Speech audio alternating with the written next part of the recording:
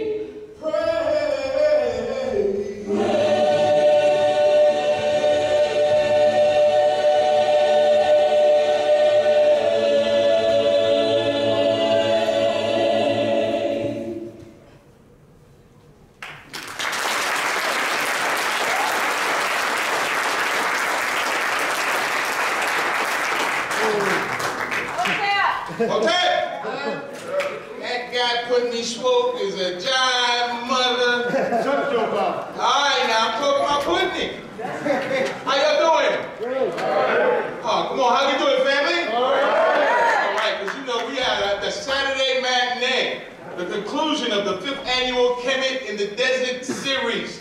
5 years, y'all, strong. Thank you for coming out. I'm here to do the welcome. My name is Franklyn. I'm son of Carol and Franklyn, and I seek the elders' permission to address this beautiful village tonight. Elders, do I have permission to speak? Yes. All right, well, let me say it by saying thank you very much. Welcome, especially to my black nationalist brother who came out the first night and said I didn't welcome him properly, so free the land, brothers, all right? To the nationalists. All right, to my Muslim brothers, assalamu alaikum. To my Jewish cousins, shalom. And you know, greetings and namaste to my Buddhist brethren amongst us. Where my Christians at? Want me to do it? All right, to my Rasta family, all praises due from the God of the Most High. And you know, to my cosmic extraterrestrial brothers, may the force be with you. To the rest of y'all, what's cracking? Welcome to the 5th annual Kemet in the Desert series. We are here today because it's a matinee thing. We're here celebrating one of my matinee iconic heroes.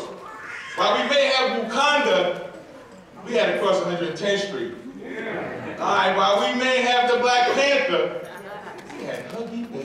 Yeah. I tell you, if you do it right, history repeats itself. So we're looking at another growth and icon, but we're here to celebrate Mr. Antonio Fargas as part of the 5th annual Kemet in the Desert series. Hotep, y'all!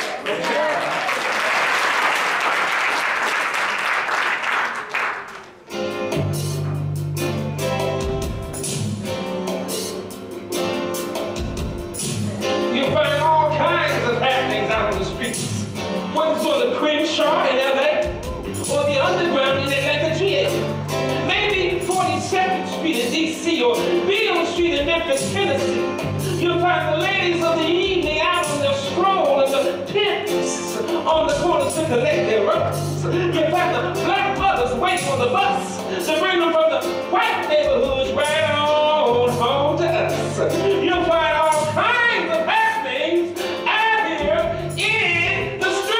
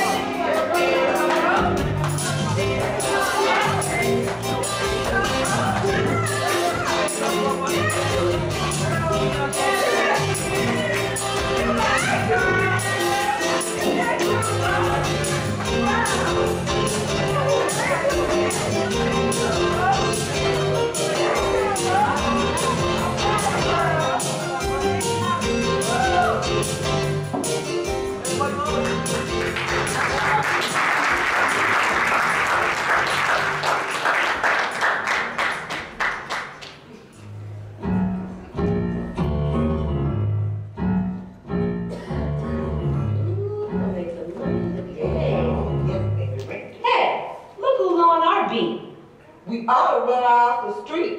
What man will look her way? If he did, he would refuse to pay. I usually ignore trash like y'all, because ain't nothing like bones but a skinny dog. Don't get chill. Look at that key. Look at that key.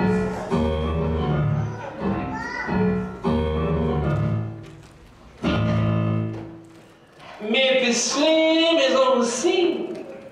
I'm here to collect my mean green. You see, Memphis is an acronym. It stands for making easy money, pimping hoes in style. See, pimping ain't dead. You hoes just scared.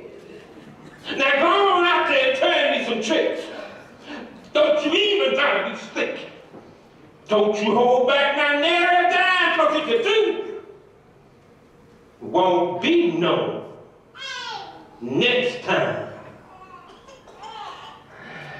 And now I'm gonna check back with y'all around 1:45.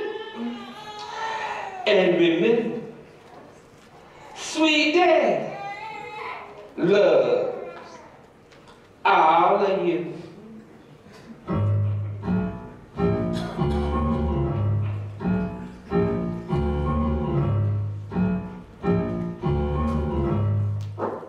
Yeah, we know you're gonna treat us right, get us out of jail and help protect our rights. But sometimes it gets cold and a little wet too. Where we gonna get our luxury suites? Like the white girls do. Hey, don't look so sad. You can't miss nothing you never had.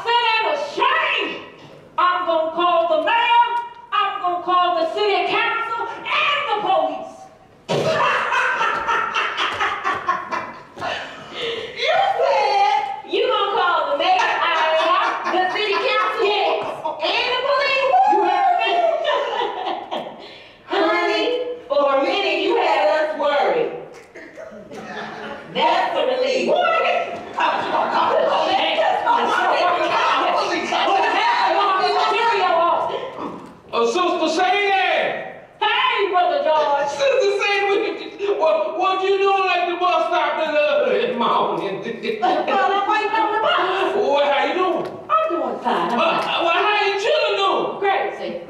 Crazy. How you doing? Well, I'm glad you asked. See, I had this pain here in my left arm. Because now, it didn't cause me no great alarm, but you knows what they says about heart attacks. So I went to see myself a doctor. Naturally, he was black. Well, I don't go see no black doctor. I said, doctor, tells me my feet before I undress. He said, well, you insured, I guess. I said, no, doctor, I think you better tell me my feet. He said, $550 initially. I said, the doctor, does that include my x-rays and my EKG? He said, that's your temperature and a tap on your knee. I said, now, doctor, we supposed to be brothers. We got to learn to help one another.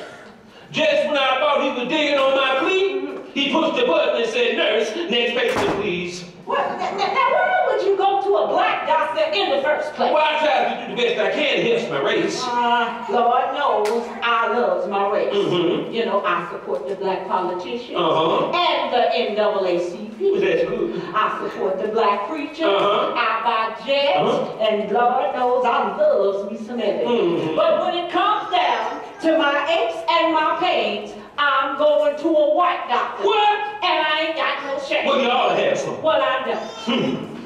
When the last time you go to the white doctor? Well, I went to the white doctor when I had the sniffling cough. I stayed there all day until my name was called. See, that's when we were segregated. Now we's integrated. We sure is, ain't we?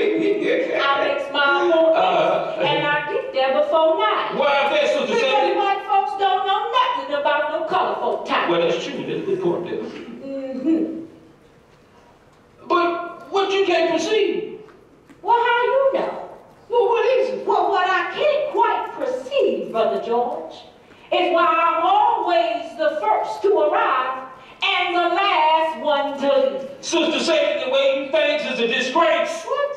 We got some fine doctors in our black race. We got some fine dentists and some lawyers too. Cause now, they ain't gonna make a dime if we left us Sure here. won't not a penny. I never heard of such a stupid a boast. I bet you think black folks ain't gonna get cold. They probably don't. Now we supposed to be setting an example for these here young folks. But remember, when you degrade the black professional and put them on a shelf, you're not only gonna degrade them, Sister Sadie, now you're gonna degrade yourself. That's what you're gonna do. I tell you that right now. What? Why would you say so? I think, Lord. Brother George, look at that. That is one of them prostitutes. It sure is, ain't it? And she ain't nothing but a child. You know, some folks think prostitution ought to be legalized. Well, personally, I think it should be. What? And get them girls off the street. He done gone crazy. At least the folks using their services can be a little bit more discreet. Don't blame it on them anyhow. Blames it on society. Caught up between being black and born in poverty. That's the problem right there. Now, you know what? You would say that, and I ain't a bit surprised. But it still don't make it right, just because it's legalized. Oh, you just jealous. What? You're too old. You got dried up and you're probably too tall. That's what it is. Brother George, I don't mind the insults and you being low down and mean. But remember, you got a child at home, and she just turned 16. Now she's charming, she's pretty, and she's very sweet. But what if she was like them girls out here on the street? Then would you think that prostitution was right? If there was your child out here on these streets every night.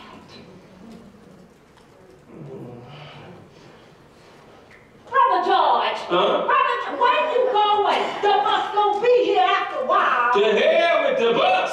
I'm going home to protect my child. Wait. Well, come on, Sister Sadie, come on. Well, I know what you took over today.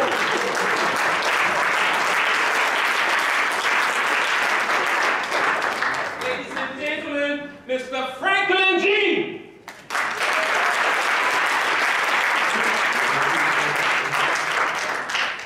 Fargas, if you would please join us on stage.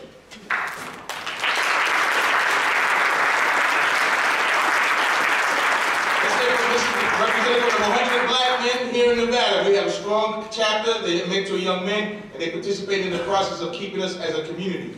Sean reached out to me, and I just can't thank him enough for the support for the endeavors that we put together for this particular event. Thank you so much.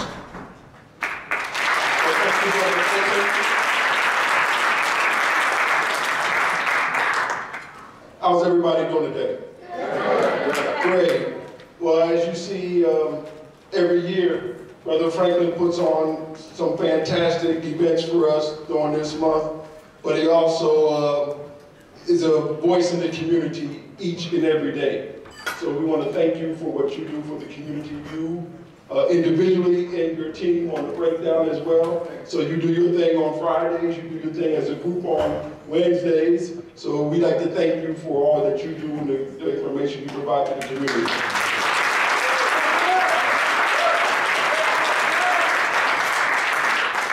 And I am humbled to stand here next to Mr. Antonio Fargas.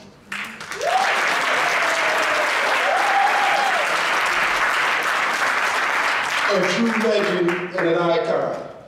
In the theater, you see him in the movies, he's been in theater, but he's also in the community. He's not just an icon for what he does with his craft, but who he is as an individual and the lives that he touched as an individual. So, on behalf of the city of Las Vegas, the Office of the City Council, Proclamation, 5th Annual Kemet in the Desert Series, Antonio Fargas Day, February 22nd, 2018, signed by the mayor and all the city council, for the city to recognize you for what you do says a lot about who you are, not just as, you know, a thespian, but as an individual. I'm proud to know you, the members of the 100. Thank you for all the support that you give to the chapter and to the community. The mentees that you touch each and every day. Thank you. Their parents, thank you. And many of you know about the Black Panther Challenge. Brother Fargas was very instrumental with the other members of the organization to make sure that we're sending 600 youth to go see the movie.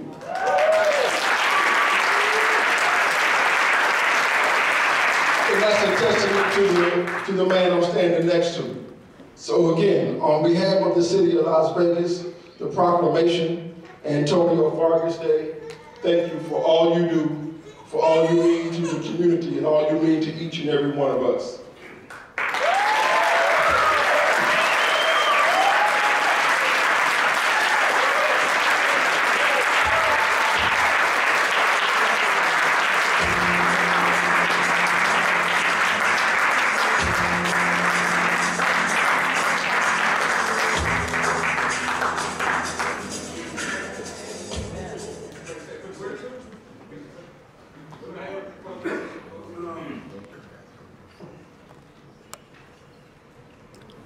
It's when you start out as a young man and just trying to find your way, like a lot of these young people, you know, that I'm a mentor to. I was, in a lot of ways, I was lost. I was just trying to find something to believe in. And I didn't have.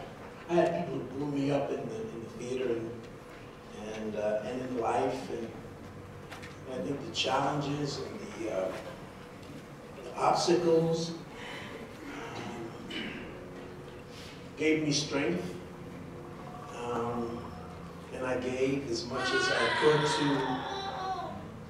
to the passion that I had. It was given to me by my mother, and I can't tell you, it was 71 years, you know, to be on a stage and to know that my destiny, my journey was rewritten before I was born, and I'm just a humble servant to be able to stand on the shoulders of so many that we saw in the film, so many that walk these streets and these halls of government and art centers, to be a part of that, and finding out what my true purpose is. It is about service. When we're young, in order to survive, I have to be a taker. I have to take. Along the way, it's been a struggle, but I always knew deep down inside what was right, and I wasn't able to always tap that because I had to survive in a hostile world. And all the work that I do at the Art Center and 100 in terms of mentoring is to tell young people that there is options, that there's a purpose for the struggle that they're going through. And if they just believe, and we at 100, and the work that we do, volunteering, it's just to show young people that we care, We have to walk in their shoes. Sometimes we even have to give them the dignity of failure in order for them to learn what they need to learn along their journey, but being supportive. I'm just very pleased and happy to be a part of something like that. That made me,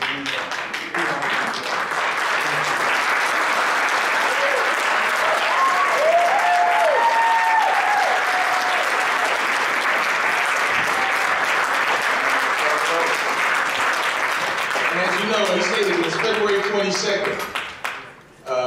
That was, if you remember properly, that day, and I have to share that with you. It shows you the importance of having people who respect and understand the community. I got a call on that, actually that Monday right before that. That was Councilman Barlow's last day. Yeah. So, if he didn't have the foresight to put the paperwork in as I had asked prior to his departure, we would not have been able to celebrate what we had done this right now with Mr. Antonio Fargas, our own icon, or the night before with Mr. Ramon Savoy. Well, this last year that we got, he did it right under the wire. I mean, under the wire. When he called me, I would say, really, hours before that we were about to recognize the person who makes a difference in this village. So if we could turn up the lights for a second, get the house lights up, because I think we got to give our family the flowers they deserve while they're here. I myself recognize that I'm not going to have too many people I want speaking over me when I pass, so I want the people to speak of me now. And in that life, I want to thank this individual who's going to get this year's city proclamation, long overdue. My friend, my colleague, my conciliary, if you don't know, that's mafia talk, that's my rabbi if you're Jewish. But in any event, Mr. Ramon Savoy.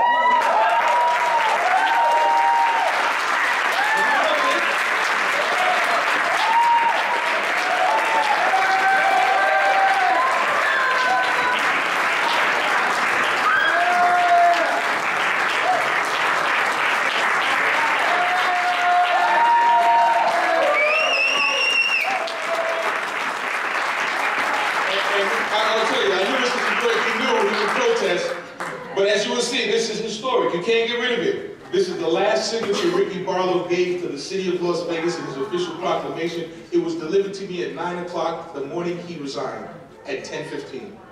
So it shows you the impact of individuals when we get together and the respect that we have to have when we have black elected officials who think black. Because I don't know if we're going to get any more proclamations. I know Ward 5's up. I may have to try to go to the council and see what we can do, but February 22nd, 2018 is Ramon Savoy Day, y'all.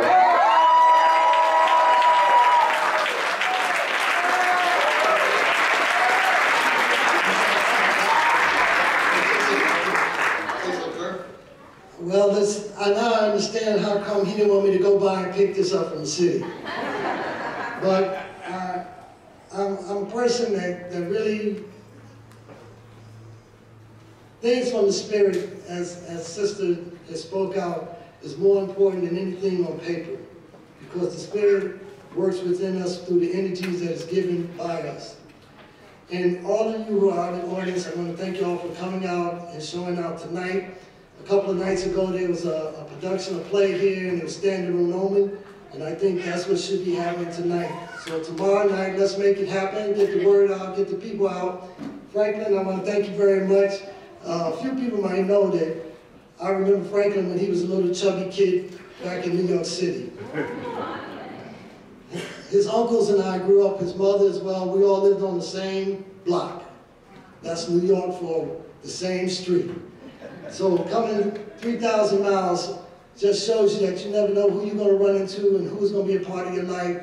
And I'm glad that Franklyn is here and that I can assist him in all his endeavors. And all of those that are out in the audience, thank you once again for coming out. And please support Black History every day. Thank you.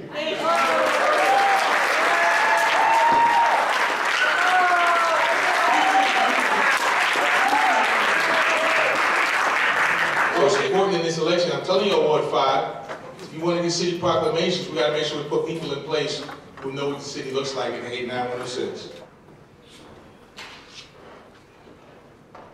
I rise like the phoenix from the fire. I rise because Sister Maya said you still got something to say and some words that still need to be spoken because Tubman said we ain't got time to be laying down in no graves, child. We too woke. And because I still need to meet Angela Davis and Nikki Giovanni one day because my son's autism doesn't speak and I'm the only one who knows what he has to say.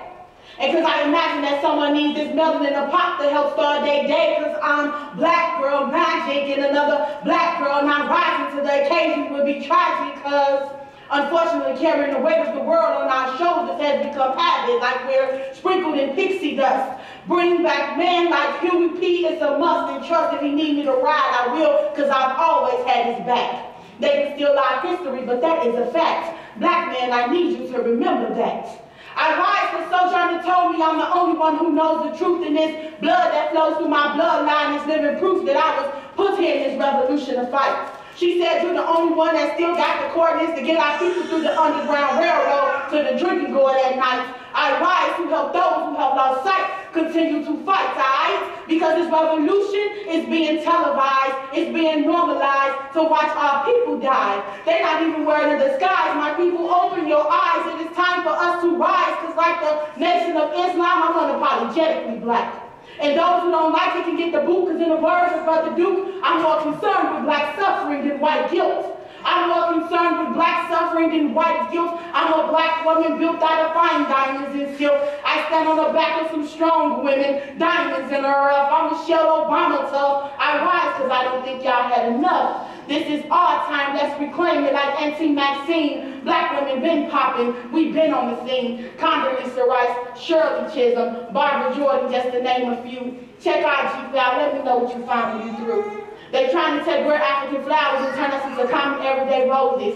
They lied to the world. They portraying us as only being loud, ghetto, and drama-filled. They say we trying to tear down there, which we have struggled to build. They trying to pull up the roof to stop the growth, but they forgot that we are both. We are women. We are the backbone. We are the seed from which all this has grown. And you ask me why do I rise, and I say where do I begin? I am the fist in the air. I am the brick house that makes you stop in your tracks and stare. I take water and turn it into food. I am the brick behind the brood. I am black gold. I am a woman vivacious and bold. I'm the one who would throw herself on the slave block to make sure her king wasn't sold. And in the words of my sister Maya, I rise, I rise, I rise.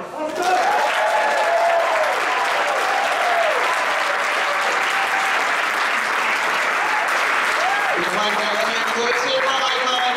As you know, we're going to bring back up the stage, Mr. Fargas, if you will. We're going to have a little Q&A, and I like to say, this little vignette that you see shows the depth of character, his range. His range. Now think about it. We still have issues with a lot of different things. He played a lot of different characters that are memorable to all of us. Mr. Antonio Fargas, y'all, let's hear from our icon. African-American man, father, we showed him the depth of range of a long career. Very long career, so we got a chance to sit with, again, ambassador teacher, Mr. Antonio Fargas. We got two facilitators, we're going to talk to him. Miss Lady AK from the Breakdown, and you know she just came back from a triumphant tour.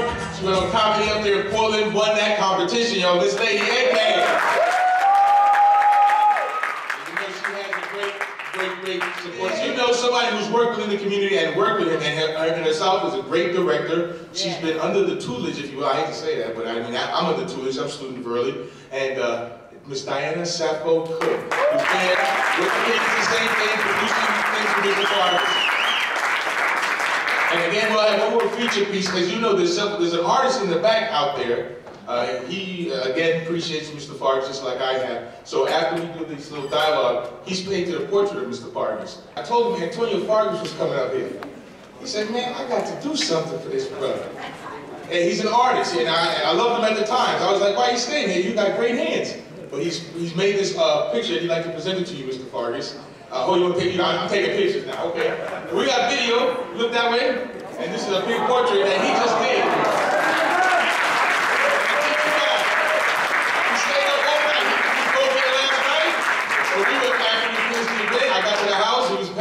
Painted all night. This was done in one night. Black art, y'all.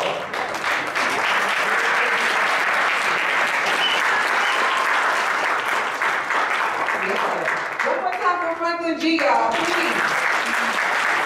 He's been previously on for 5 years and still for free $99. That is something to say. So shout out to the West Las Vegas Theater and Library for putting this together and allowing us to be here.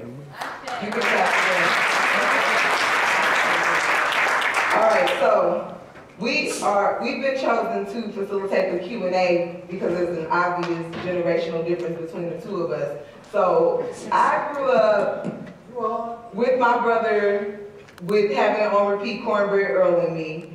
Definitely seen I'm Gonna Get You Sucker enough times to where I used to hope that the poor fish did die and your shoe broke.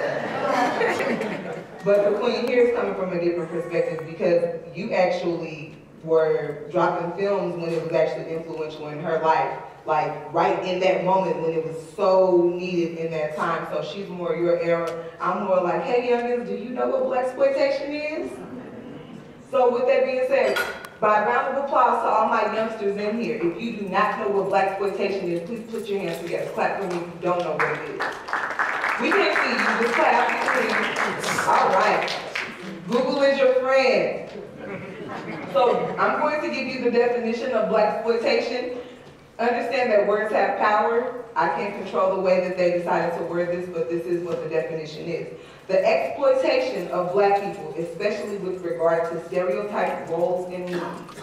With that being said, my first question to you is, wearing a title like that on a lot of the movies that pretty much started your career out, what type of backlash did you get from people in the community, from the black community as well as the Latino community, because you represent them as well? It's strange that the backlash didn't come from the community. It more came from organizations like SNCC or possibly even the NAACP. Those were the guardians of trying to create and not let our, quote, negative sides of our community be exploited.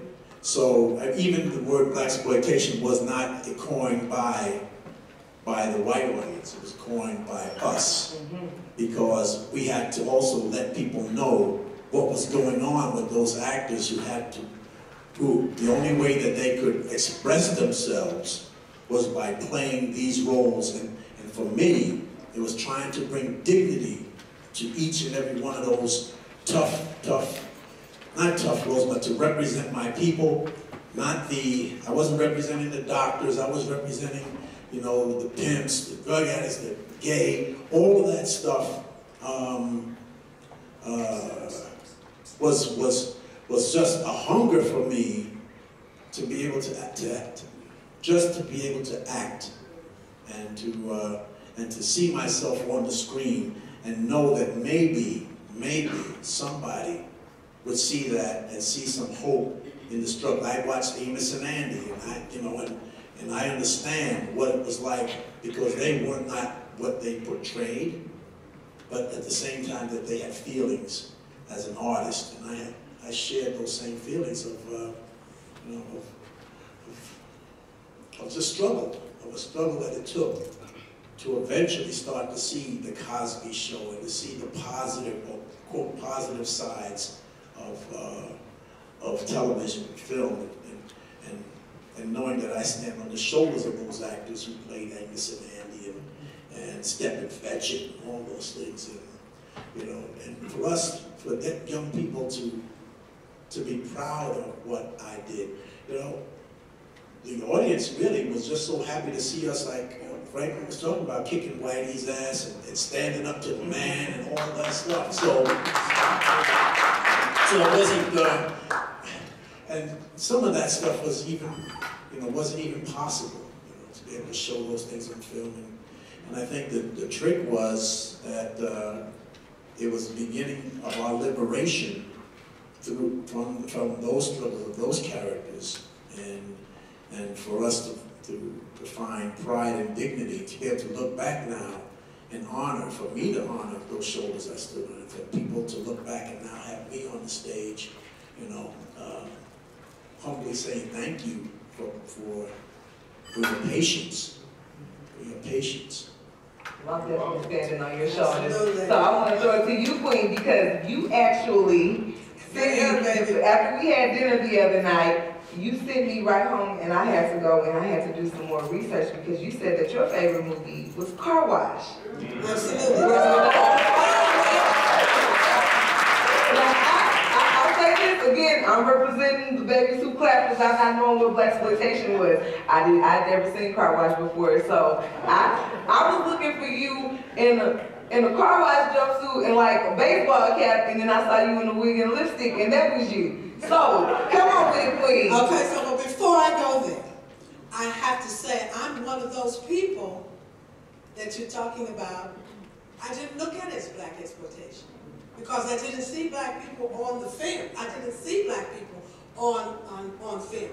So when we saw all these black people, and I'm from Cleveland, all the pimps, the hoes, and the number runners, and you don't like to talk about them. So, Antonio, I didn't learn about black exploitation until I went away to Kent State, where it was people. So, I'd like you to tell us, before we get to that, I'd like you to tell us about that positive end, because there were a lot of people that actually lived what you were representing, even though we came back and said it was black exploitation.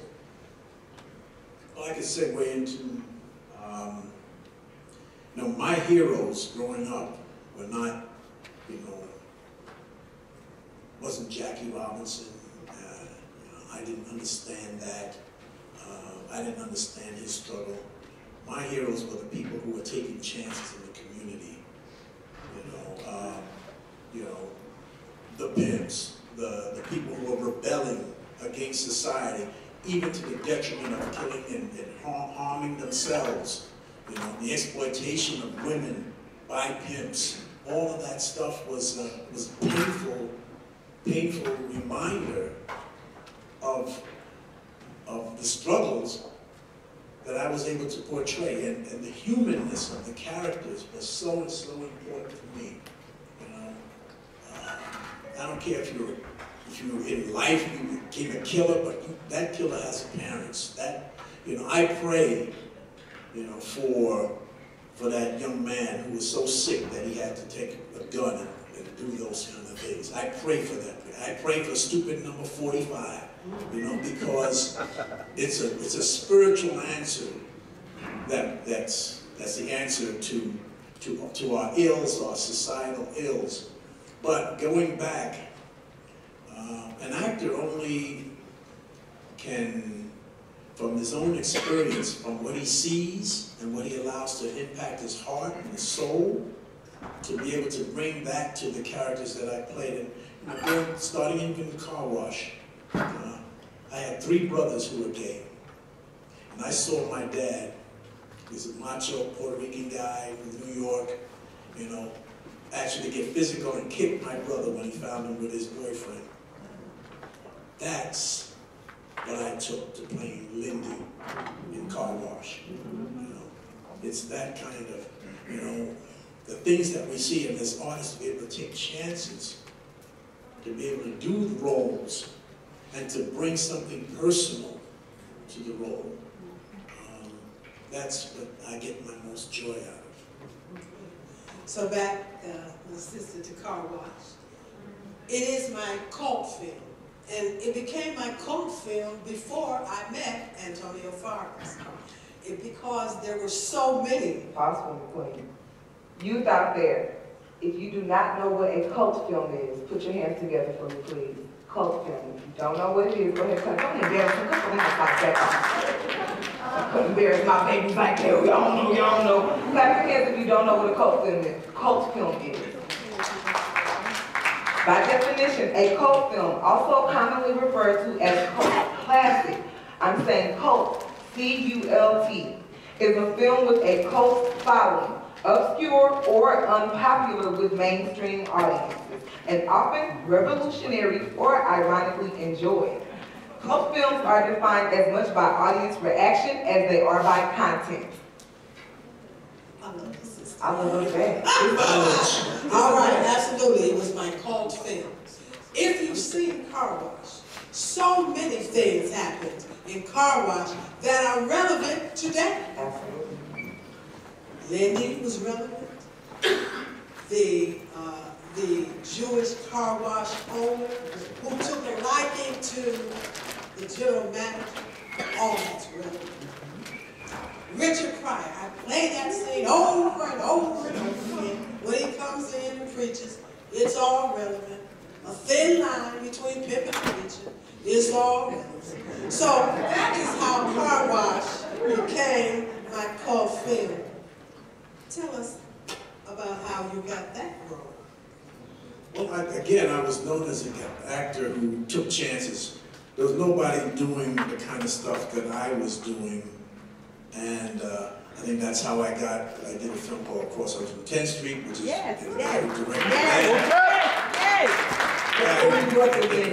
Yorkers, yeah. Cross 10th Street. The guy who directed that directed the pilot for Starsky and Hutch, and they were trying to find somebody who could bring some life and reality to a character called Huggy Bear. But Lindy was just one of those things, like we talk about. I mean, I think I'm included within this, there's a film called The Celluloid Closet, about actors who took gay roles before it was popular. And I'm included in that. Because, if I asked my mom or something, if I asked other people about, should you take this role, they probably would have said no, because insecurities. But I think that's one of the things about actors. You have to kind of believe in who you are so that you can do things that unexpected. So that role was very interesting because getting in makeup and getting far away from myself was one of the things that was salvation, because if I could get into character, then you wouldn't know me. I could hide in the characters. I could grow up. I could be safe. Antonio could be safe when he was playing a role. And particularly doing something that was far away from me, but also something that I experienced in terms of, again, my personal story around that. In fact, when I played West Indian roles, I played my grandmother. And there was also another role that I did in Next Stop Greenwich Village, where I played this gay character. And it was based on a guy named Jason, this gay guy I knew who was around film and around the scene at the time. And so I based my character on him. But Lindy was just somebody that, again, seeing drag queens and all of that stuff, and growing up in New York, and to be able to say, okay, I can represent that. I can bring a truth to that. And I just remember that little thing when Richard Pryor said, "Hello, miss," and then he said, he looked, those little juicy moments that we have, in the moment when you're doing a movie. And then George Carlin, when he was looking for someone, and he asked Lindy, "Did you see this other person?" And I bared my breast. And what's funny, not funny, but interesting about car washing, if you saw the documentary about car washing, was that right after the movie came out, they were going to put it on TV, and the TV censors or whatever it was, because they felt maybe America wasn't ready for that, they cut the whole film. They cut my part completely out because they thought whatever they thought. And but consequently, they of course they restored it when they sold DVDs and CDs and all that other stuff.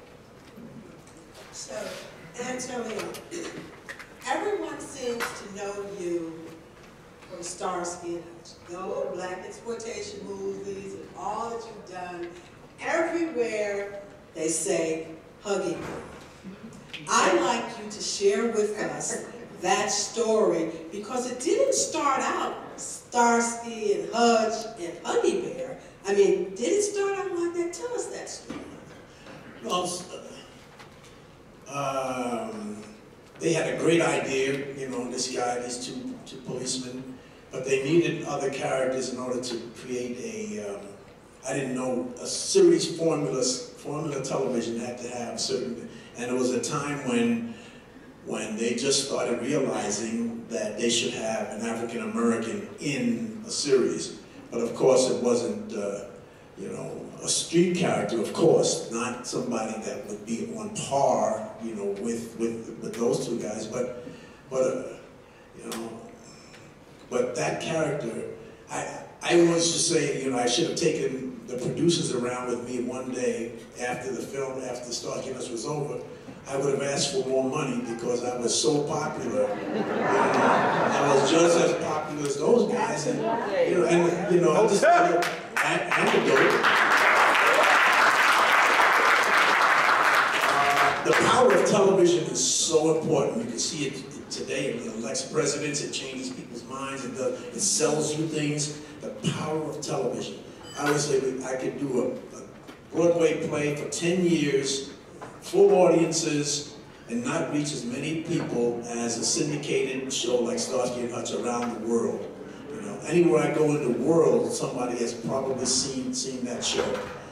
The power of television shows that when I was doing a play in England, and I had to take a taxi cab to the theater every night, and in that little town in England, every cab driver in that town said, Antonio, you don't have to pay me for this ride. I just want to thank you for what you did for me growing up watching Starsky and Hutch, because I had to do my homework, I had to do all these things. That, and then jump to a month ago, I was going into Starbucks, and this African-American young man was coming out, was probably maybe a little bit older than you, child. but he said, you know what, he said, Mr. Fargas, you know, oh, it's such a pleasure to meet you. You know, you don't know what this means to me. And he said, I used to watch you growing up, you know, watching Starsky and Hutch. And then he started talking about his relationship with his dad, watching the show, and he started crying. You know, that's the power, that's the payoff of how we touch lives. And we don't realize how important it is for those moments, you know, from car washing, or any of the things that we do on the stage even, but particularly in film and television. It's a game changer in people's lives. So I would like to just add on, Huggy Bear is all around the world. You tell me what you know about this Antonio Fargas' Huggy Bear in Spanish song. Are you familiar with that at all? I bet y'all didn't know, so I got the homework. There is a song where the lyrics to it are in Spanish. Antonio Fargas is Huggy Bear. How much do you know? Are you in the video? Did you ghostwrite it? No, I can get lost on YouTube. I can spend my life watching artists, and going from one thing to the other. I thought the name Huggy Bear came out around the same time as Huggy's diapers came out, so I was thinking there might have been a connection with that. In fact, in Starsky and Hutch, that swoop on the car was symbolizing like a Nike symbol. But yeah, I mean, artists have inspired so many different things, and if people like what you do, I mean, I see people I mean, even my son in his football career, they take videos of him running the ball, and they'll put their own music to it. You know, groups have started, you know, Huggy Bear cookies, and I mean, it's a cottage industry that happens that, and you know, and you can't chase it. You know, I think sometimes it's flattering. I'm so flattered and honored that someone would take the time to take something that I've created through the help of people and all that, and to run with it. It's pretty cool. Now, before we leave Huggy Bear, I'm sorry. Before we leave Huggy Bear, something happened 18 years after Huggy Bear went down. Recently, you guys had something very big. I'm not sure if it was Comic-Con but I know that nostalgia is very big in Europe. We're not as nostalgic here in America, but amazing things have happened with Starsky and Hutch in the last couple of years, hasn't it? There's some really, I mean, the Comic-Cons and all these autograph shows started, you know, from Star Wars, and you know, and there's so many fans around the world because of television and film and all of that who want to have a chance to, you know, I give away autographs just because anybody asks me. I'll take a picture with you just because you asked me, but you have so many fans who want to get an autographed picture or something like that, and for, you know, and for me to be able to get together with those guys after 40-something years and still have a relevancy to where people get excited, you know, to get a little bit of memorabilia or something like that from you. So I guess I think I'll be going to. We went to England and did an autograph show, and the fans over there tremendous. I just did a TV show in France, and I played a reprise of Huggy Bear on a TV series in France called Sharif. I mean, after all these years, I mean, it's just phenomenal. It's phenomenal what can still happen when you touch people's lives, particularly when they're young, you know, and impressionable. Yeah. So, I would like to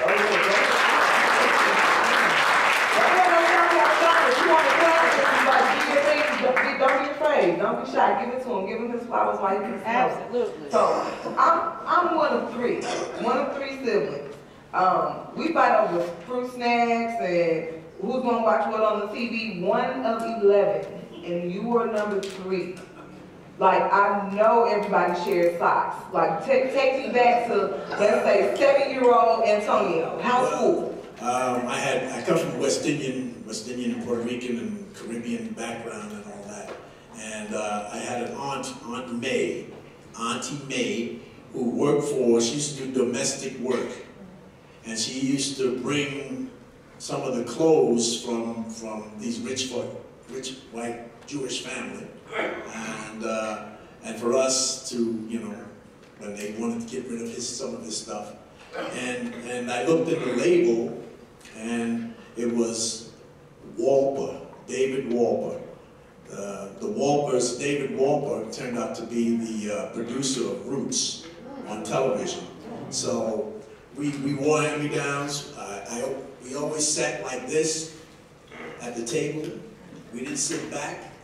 I was kind of like protecting our plate. And we had the pecking order of the chicken, you know. So the young people got the wings, and then we worked our way up to, you know, and sometimes we fought over the gizzard and the leg and the thigh and the breast. So you know, but it was a wonderful time growing up. We didn't have much. It was our norm was interesting, you know, to me now to look at it. But yeah, I always said when you have 11 children, when you think about it, my mother was pregnant. If she went full term, and I think she lost a couple, 99 months of pregnancy. You know, I mean, that's something. And,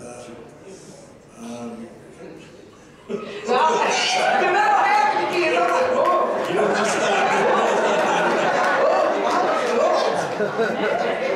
y'all know where my emotions on my face. I apologize. But you know, I also remember going to the A&P, the supermarket, A&P supermarket, and I remember my dad and my mom getting a little upset when the food bill was $30, you know, and that's, you know, so, but we survived. We survived.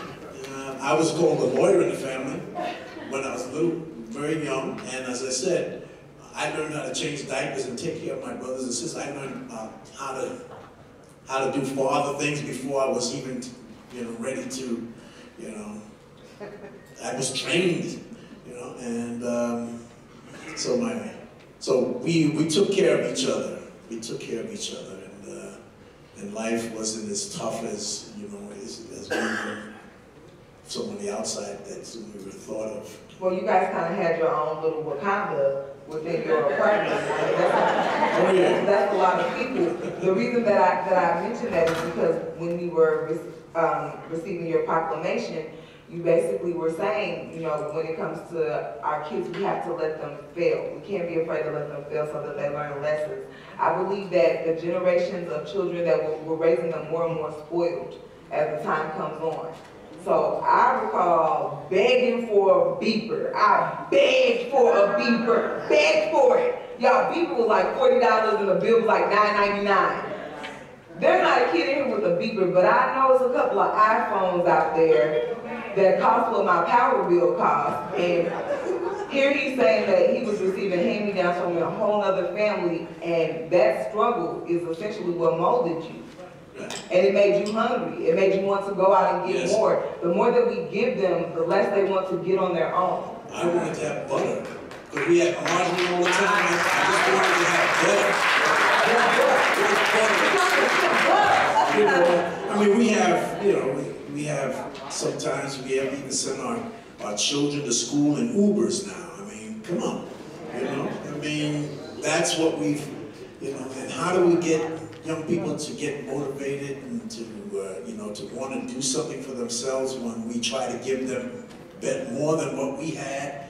And, you know, it's, you know, those affairs of the heart are sometimes hard to reconcile because, you know, we call it sometimes, you know, there are all these words, it's codependencies and all this other things. And, you know, and so it's tough growing up. That's why the work we do at the Art Center to be able to, you know, give people survival tools in a hostile world with using the arts as a metaphor to survive.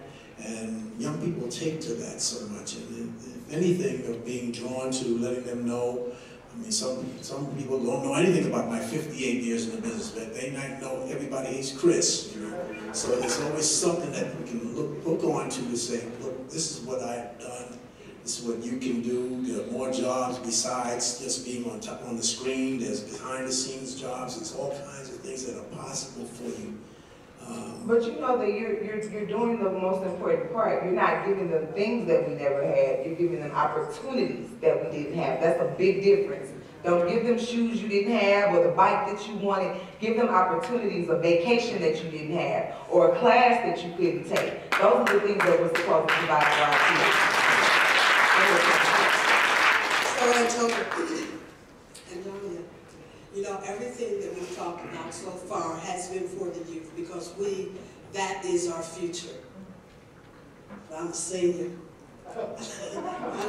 I like for you because I've watched you the last 4 years. It's been so inspiring for somebody that wants to really stay in the arts. I'd like you to talk to people that are over 40. I'd like you to talk to us about how you feel now because you're getting opportunity after opportunity. We have not even mentioned you as an ambassador for Cozy. We have not mentioned you as a singer, as a choreographer, as a person that has recently spent the last 4 years, with Fran Hall, an original playwright. And we're able to work with you. So tell us how it feels at 25. Tell us how it feels, Antonio, at your age with this success and to keep going. I just think like young people, we should never say never. You know, we have bucket list that we don't even realize that we can fulfill by just keeping our head down, doing what's in front of us, realizing that to me, the most important part of all of this is to realize that I've been on a spiritual journey all my life. That's been a cherry on the cake because I'm on the short side of the calendar. So it's wherever I can help. When someone asks for help, I always want a hand, someone to be there, you know, a hand to be there. And for that, I'm responsible. So I have a responsibility to these young people. I have a responsibility to put away the shopping cart, you know, to pick up after myself. And sometimes we talked about working with young people and not saying just do what I say, but possibly do what I do. Show you what I've done and possible for you to do that. And sometimes that's the best gift we can give people. But again, sometimes, you know, I used to call acting was my vacation, because the toughest part of acting is at home or being a good citizen. Yeah, I mean, you know, the greatest role I'll ever play is Antonio Fargas. I'm a work in progress, and to get a chance to be the father that I always wanted to be, to get a chance to be the husband that I always wanted to be, the friend. There's a second chance of life for anybody once you surrender, and so that's my life is now is constantly surrendering every day, and me trying to do God's will, so to speak. That's what I do. So it gives me a good feeling inside. Absolutely.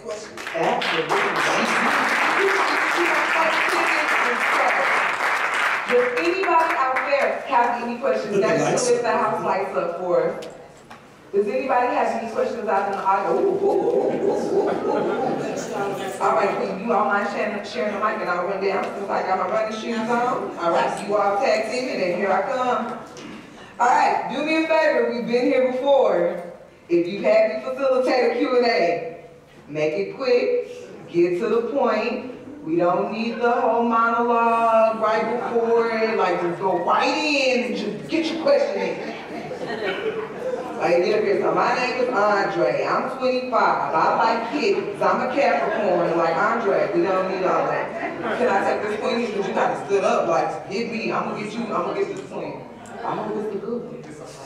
I want to say hi, Antonio. We haven't seen each other in years, but you need to speak about Adelco. Yes. Oh, yes. We're from New York, and Adelco was a black theater company. Yes. Antonio was in a lot of our plays. I was one of the members, and it was just wonderful. They gave awards to theater productions and recognizing excellence within the African American theater community in New York, and they did wonderful, wonderful work, and I was proud to be a recipient and a participant in the support of Adelco. Yes, he was fabulous. I'm Terry Williams, if you remember. Yes, yeah, we gave awards. The Lady Vivian, who was our leader, she created the thing, and people from all over, we had people from everywhere, would come every year. It was like a black Grammy or something. Yeah. Yeah, it was excellent. Like the Emmys. That's nice. All right, we'll see how we can bring that to the 8-106. All right, next up. Y'all don't be trying to confront him, man. How many other New Yorkers I got in here? Y'all go like, yeah, Antonio. I'm guilty. Actually, mine isn't a question, it's a couple of thank yous. I know where to find you, so I'm going to be looking for you soon. Number one, thank you for when I first met you like this at the National Black Theater Festival. Ossie Davis was there on the panel, Denzel and you. Thank you for being the first to answer my question. Thank you. And thank you for the PBS show, which I remember was your performance that I saw that touched me the most. It was about Nat Turner. Denmark Vesey. I'm sorry, Denmark Vesey, pardon me, Denmark Vesey. Thank you. And thank you also, just years later after meeting you, thank you for the night. I'm 60. That's my chronological age. But thank you for validating my assertion that I'm 60 going on 25. And we got more work to do. I'm 14 going on 80. Absolutely. Absolutely. But thank you. Thank you.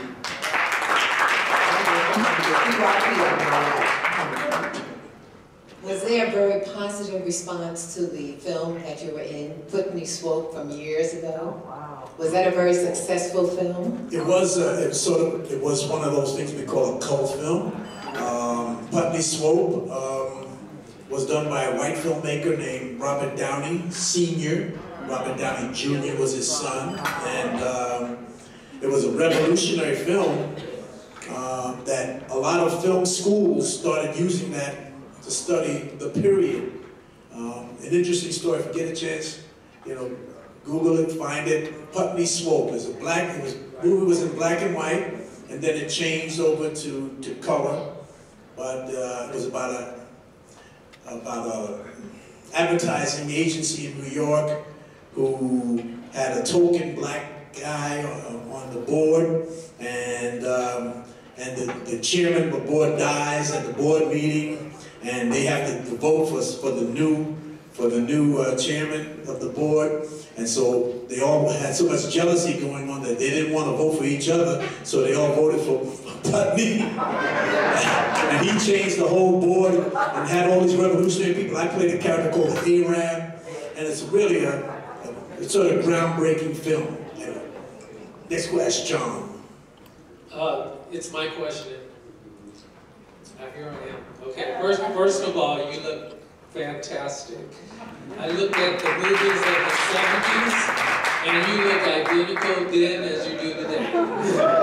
Well, race. All right, and but the real question is, in the 70s, a lot of the black actors felt that they were being underrepresented, not getting roles, and there was a whole push in the United States to get more black films on television, and it was a hard push. And Starsky and Hutch, if I'm not mistaken, came out in the 70s, and so I don't know how they accomplished that. Was it actors like you that got together with other black actors and you pushed and pushed, or was it coming from outside? And that's what I'd like you to address. I think it goes almost goes back to what we can use to combat racism today. It flipped when they said in that little paper, all men are created equal. So part of the fact that this is a money-driven business, and because of the Blaxploitation films, and also because of there was a growing hunger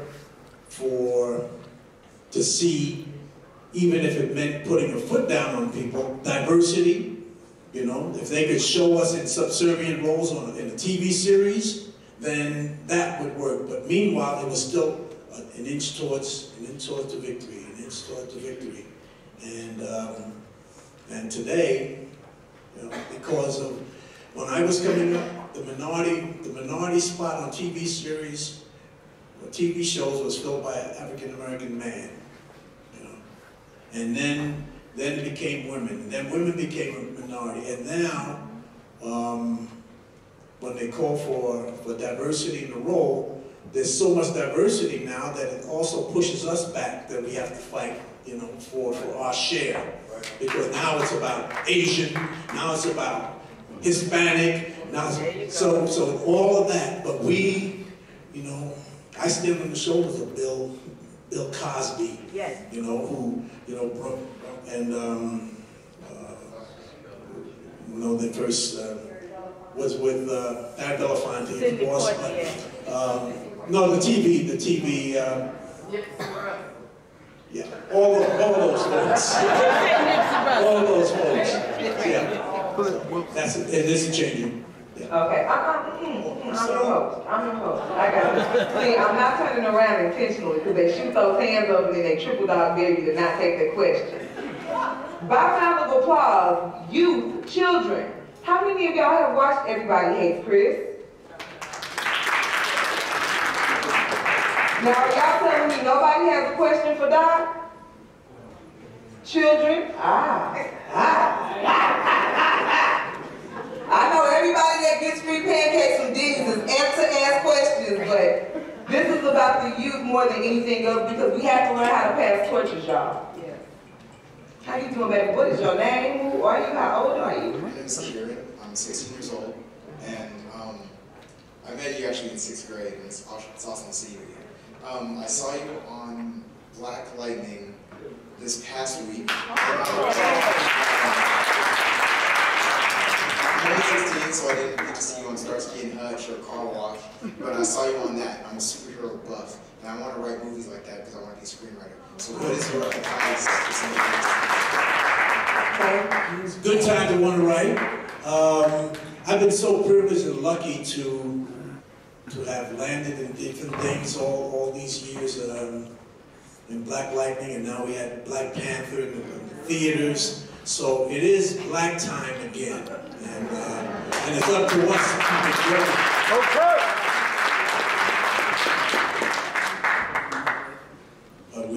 I have a question. I'm really happy that you're here as a native Nevadan. It's really important that you're here, and we're lucky that you're here. Why are you in Nevada, coming from New York, and what's your favorite thing about the state with you helping the youth? The youth are very lucky to have you here. The favorite thing about this state, one, is Las Vegas. I used to come here for recreation, for the things that it had to offer. My wife and I came here for a convention. That used to go to a convention here, and it was at the height of, I don't know. I just felt I needed a change. I wanted to let go of the feeling that I needed to constantly stay by the phone. It was the beginning of my realizing that I had a spiritual journey, that I only got what I was supposed to get. And when I released that, sometimes I jokingly say, I like to go back to working full time and chasing it because I'm more busy, because I'd be less busy than I was now that I'm free and let go. My life is so filled with what I do here and serving and doing that, and I'm still getting jobs and doing all that stuff because I let go and let God direct my life.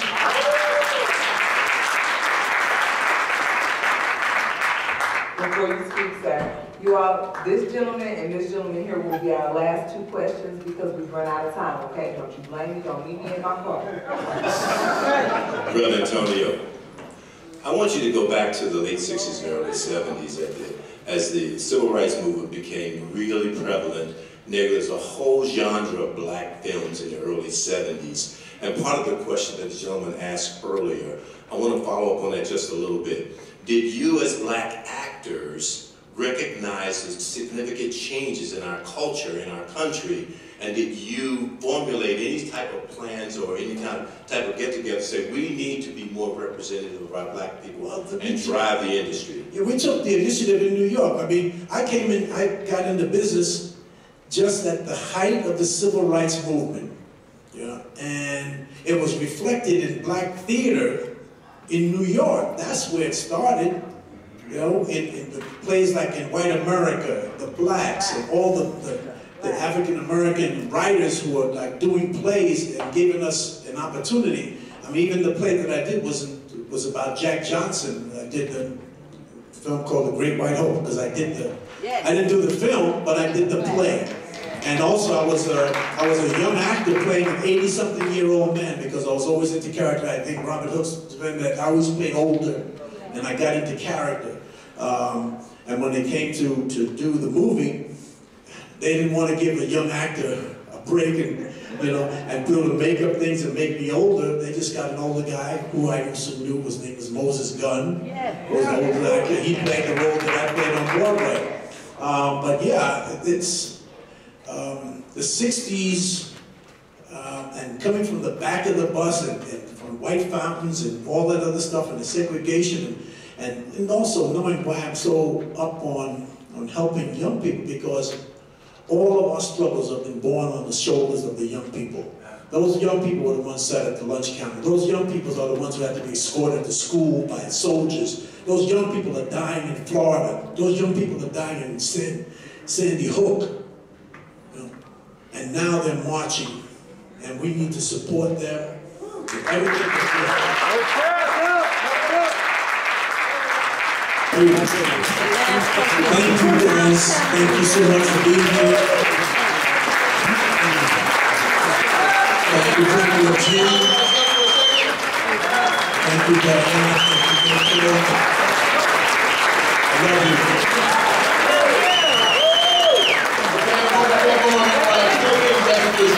It takes a lot of people to make this boat float, and I do appreciate the time and energy everybody that came out here. I also like to thank Tish and Tom from the People's Project for keeping us going and keeping that legacy alive by being part of the fabric of our community.